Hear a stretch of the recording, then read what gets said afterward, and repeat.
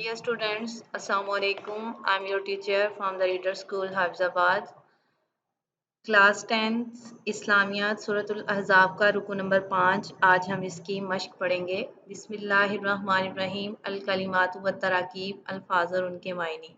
अल कानितातु मती फरमा बरदार औरतें, अल मुतसद्दिकीना सदका देने वाले मर्द। अल्लाह ताला ने इनके लिए अजर अजीम तैयार कर रखा है। अल खियारतु इख्तियार, किसी मोमिन मर्द और औरत को हक नहीं कि जब अल्लाह और इसके रसूल कोई अमर मुकर्रर कर दें तो वो इस काम में अपना भी कुछ इख्तियार रखें।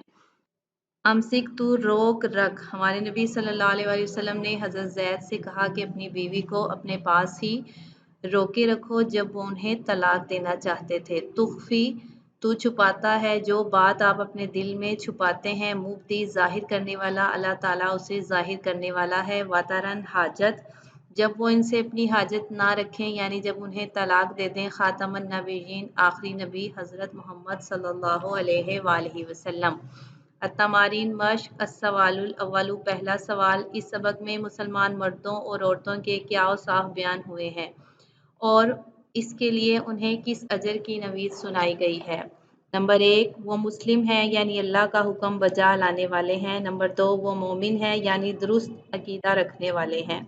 नंबर 3, वो मतीओ फरमाबरदार हैं। नंबर 4, वो कौलो फेल में सच्चे और दयानतदार हैं। नंबर 5, वो सब्र करने वाले हैं। नंबर 6, वो आजिज़ी से अल्लाह के आगे झुकने वाले हैं। नंबर 7, वो सदका और खैरात करने वाले हैं। नंबर 8, वो रोज़ा रखने वाले हैं। नंबर 9, वो अपनी शर्मगाहों की हिफाजत करने वाले हैं। नंबर 10, वो अल्लाह को कसरत से याद करने वाले हैं। ऐसे मुसलमान मर्दों और औरतों के लिए अल्लाह ताला की बख्शिश और उनके लिए बहुत बड़ा अजर है। अस्सवालुस्सानी, दूसरा सवाल। अल्लाह और उसके रसूल सल्लल्लाहु अलैहि वसल्लम के फ़ैसलों के बारे में अहले ईमान का क्या तर्ज़ अमल होना चाहिए। कि अहले ईमान को हुक्म दिया गया है कि हर वो हुक्म जो अल्लाह और उसके रसूल की तरफ दिया जाए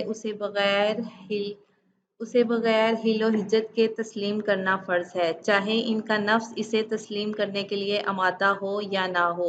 जिसने अपनी मर्ज़ी को अल्लाह और उसके रसूल सल्लल्लाहु अलैहि वसल्लम के ताबिया ना बनाया उसने गुमराही का रास्ता इख्तियार कर लिया।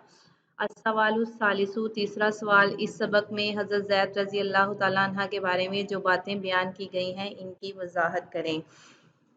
हज़रत ज़ैद नबी करीम सल्लल्लाहु अलैहि वसल्लम के आज़ाद करदा ग़ुलाम और मुँह बोले बेटे थे। आप सल्लल्लाहु अलैहि वसल्लम ने इनका निकाह हज़रत ज़ैनब रज़ी अल्लाह तआला अन्हा से कर दिया। हज़रत ज़ैनब ने अपने रवैये से ये एहसास दिलाना शुरू कर दिया कि मैं नस्बी तौर पर हज़रत ज़ैद से अफज़ल हूँ, लिहाजा दोनों के ताल्लुकात में बिगाड़ पैदा हो गया। हज़रत ज़ैद ने तलाक देने को ही मसले का हल समझा, चुनांचा उन्होंने हज़रत ज़ैनब को तलाक दे दी। एक गुलाम का आला नस्ब वाली खातून को तलाक देना इसके ख़ानदान के लिए बड़े सदमे की बात थी।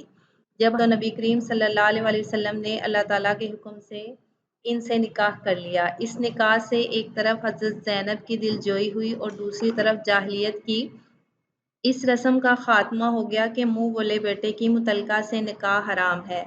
आप सल्लल्लाहु अलैहि वसल्लम के इस निकाह की बदौलत जाहिलियत की रस्म हमेशा हमेशा के लिए ख़त्म हो गई। अस्सवालु राबिउ, चौथा सवाल। मंदरजा झैल अबारत का मफ़हूम बयान करें। नंबर 1, वमा काना लिमुमिनिन वला मुमिनतिन इज़ा क़ज़ल्लाहु व रसूलुहु अम्रन अन यकूना लहुमुल खियरतु मिन अम्रिहिम। और किसी मोमिन मर्द और मोमिन औरत को हक नहीं जब अल्लाह और इसका रसूल कोई अमर मुकर्रर कर दें तो वो इस काम में अपना कुछ इख्तियार समझें। जब रसूल अकरम सल्लल्लाहु अलैहि वसल्लम ने अपनी फूफी ज़ात बहन हज़रत ज़ैनब का रिश्ता हज़रत ज़ैद के लिए पूछा तो इन्हें और इसके भाई अब्दुल्ला को ये बात पसंद न आई। इस पर यह आयत नाजिल हुई कि अल्लाह और इसके रसूल के फ़ैसले पर मुसलमानों को अमल करना चाहिए। अगरचा आयत ख़ास मौक़े पर नाजिल हुई लेकिन इसमें जो हुक्म दिया गया वो इस्लामी आइन का असूल है और इसका इत्तलाक़ पूरे निज़ाम ज़िंदगी पर होता है। नंबर 2, मा काना मुहम्मदुन आबा अहदिम मिर रिजालिकुम वलाकिन रसूलुल्लाहि व ख़ातमुन नबिय्यीन। मोहम्मद सल्लल्लाहु अलैहि वसल्लम तुम मर्दों में से किसी के वालिद नहीं बल्कि अल्लाह के पैगंबर और नबियों की नबूवत की मोहर को ख़त्म कर देने वाले हैं। نبی کریم صلی اللہ علیہ وسلم نے اپنے منہ بولے بیٹے حضرت زید کی متعلقہ حضرت زینب سے نکاح کر لیا تو کفار نے اعتراض کیا کہ محمد صلی اللہ علیہ وسلم نے اپنی بہو سے نکاح کر لیا ہے جو کہ اسلام میں حرام ہے۔ اللہ تعالیٰ نے وضاحت سے فرمایا محمد صلی اللہ علیہ وسلم تمہارے مردوں میں سے کسی کے باپ نہیں، آپ صلی اللہ علیہ وسلم کی حقیقی اولاد میں سے کوئی بیٹا بھی جوانی کو نہیں پہنچا، لہٰذا نبی کریم صلی اللہ علیہ وسلم حضرت زید کے باپ نہیں۔ جب حضرت زید رسول پاک کے حقیقی بیٹے نہیں تو اس کی متعلقہ سے نکاح حرام کیسے ہو گیا؟ دوسرا اعتراض یہ تھا کہ اگر منہ بولا بیٹا حقیقی بیٹا نہیں تب بھی اس کی چھوڑی ہوئی عورت سے نکاح کرنے کی کیا ضرورت تھی؟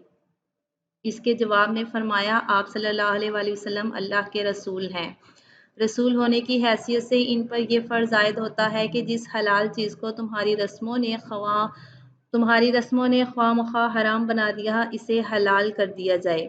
مزید تاکید کے طور پر فرمایا کہ آپ صلی اللہ علیہ وسلم اللہ کے آخری نبی ہیں، اس لحاظ سے ان کی ذمہ داری اور بڑھ گئی کہ اگر ان کے ذریعے اس جاہلیت کی رسم کا خاتمہ نہ ہو تو بعد میں کون کرے گا؟ آپ صلی اللہ علیہ وسلم کے بعد کوئی اور نبی تشریف نہیں لائے گا۔ نمبر 3 الذین یبلغون رسالات اللہ ویخشونہ ولا یخشون احدا الا اللہ، یہ جو اللہ کا پیغام جوں کا تو پہنچاتے ہیں اور اس سے ڈرتے ہیں اور اللہ کے سوا کسی سے نہیں ڈرتے۔ یہ آیت مبارکہ بھی نبی کریم صلی اللہ علیہ وسلم کے حضرت زینب سے نکاح کے سلسلے کے ساتھ منسلک ہے۔ نبی کریم صلی اللہ علیہ وسلم نے اللہ کے حکم سے حضرت زینب کے ساتھ نکاح کر کے جاہلیت کی رسم کو ہمیشہ ہمیشہ کے لیے ختم کر دیا۔ آپ صلی اللہ علیہ وسلم کو کسی قسم کا معاشرتی خوف نہیں تھا کہ لوگ میرے بارے میں کیا باتیں کریں گے۔ اللہ تعالیٰ اپنے کسی نبی پر کوئی کام فرض کر دے تو وہ ہو کر رہتا ہے، خواہ ساری دنیا اس کی مخالفت کرے۔ قولی و فعلی تبلیغ میں کسی سے ڈرنے کی کوئی ضرورت نہیں، صرف اللہ کا خوف ہونا چاہیے کیونکہ اس نے دنیا کی زندگی کا حساب لینا ہے۔ اسٹوڈینٹس آپ اس کے ایم سی کیوز ایڈیشنل بک سے کریں گے اور اضافی سوالات سارے کے سارے پڑھیں گے۔ تھینکس۔